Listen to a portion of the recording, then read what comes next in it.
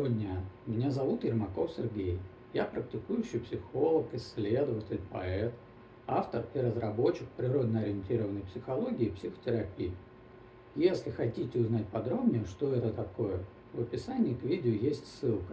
Обязательно переходите и посмотрите. Кстати, подписывайтесь и на мой канал. Здесь будет интересно.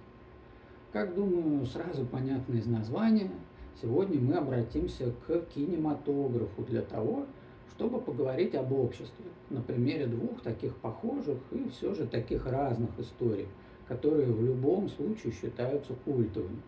В случае фильма «Брат» и Данилы Багрова в России, в случае фильма «Рэмбо. Первая кровь» и Джона Рэмбо во всем мире.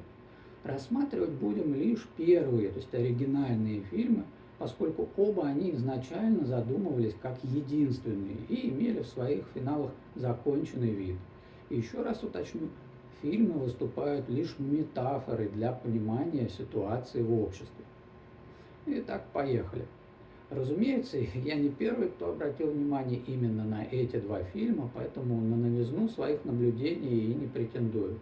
Моя цель в другом – обратить ваше внимание на уроки и смыслы этих историй. Что мы имеем? Два главных героя – Джон Рэмбо и Данила Багров. Оба ветераны войн – вьетнамской и первой чеченской, соответственно. Оба вернулись домой и пробуют как-то адаптироваться к реальности, которая их окружает. И на этом сходства не заканчиваются, ведь обоих персонажей по возвращении с войны ждет агрессивный мир, хоть вроде как и мирный, в котором им не рады, в котором они не нужны, в котором они чужие.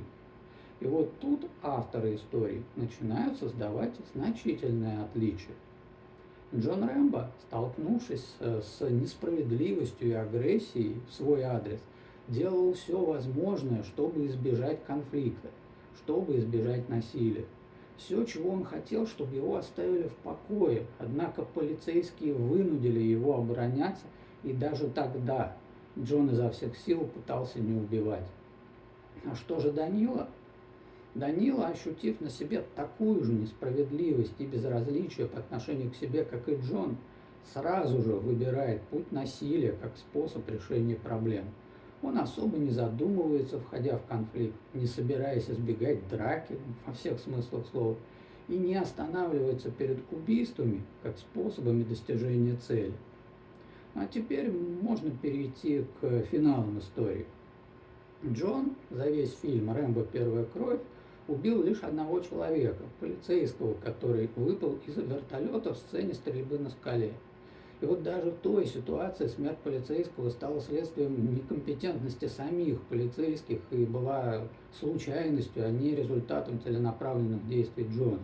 А что самое главное, заканчивается фильм тем, что Рэмбо арестовывают за то, что он натворил. И если не учитывать продолжение, где авторы в угоду коммерческим интересам превратили Джона в подобие Терминатора, то очевидно, что Рэмбо провел бы в тюрьме всю оставшуюся жизнь за свои преступления.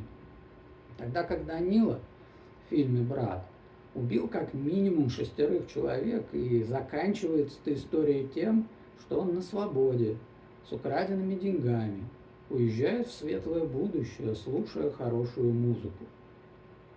Вот такие вот разные истории. В заключение скажу, что для меня важно послание, которое авторы передают через свои работы, отражая общество. Фильм «Рэмбо. Первая кровь» стал культовым по многим причинам, но одна из них – это человечность главного героя, которую он не утратил до самого конца. Ведь в итоге он нашел в себе силы взять ответственность за свои поступки, несмотря на то, что, во-первых, случившаяся с ним огромная несправедливость, и он-то в этом не виноват.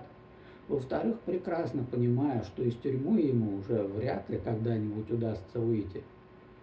Фильм «Брат», напротив, стал культовым во многом благодаря идее насилия и некой справедливости по понятию. Данила делал, что хотел, брал, что хотел, убивал, кого хотел, и в итоге получил вознаграждение. Таково уж послание автора и видение им общества. И недопустимо говорить, мол, время было такое, время всегда одинаковое. Человечность и ответственность за свои поступки – это выбор каждого человека в любую эпоху. Именно из-за разницы выбора формируется наша реальность. Благодаря силе права в развитых обществах сохраняется вектор развития, там нет войны. А вот благодаря праву силы существуют авторитарные диктатуры, в которых нет развития, есть лишь страх и война. Ну да, безусловно, вы можете привести примеры многих других фильмов, где персонажи вовсе не стремятся избегать насилия и не несут в итоге никакой ответственности, как Данила. Я тоже могу назвать такие примеры. Однако, как я отметил в самом начале, в широком смысле наш сегодняшний разговор не про кинематограф, а вот про общество в целом и разницу моделей. И на этой ноте будем наш разговор завершать. Я благодарю всех, кто досмотрел видео до конца, и напомню, что если вам необходима психологическая помощь, обращайтесь. У меня обширный опыт успешной работы с самыми разнообразными психологическими проблематиками. А под этим видео вы найдете несколько полезных ссылок обо мне. Ну а я желаю вам всего наилучшего и говорю до встречи!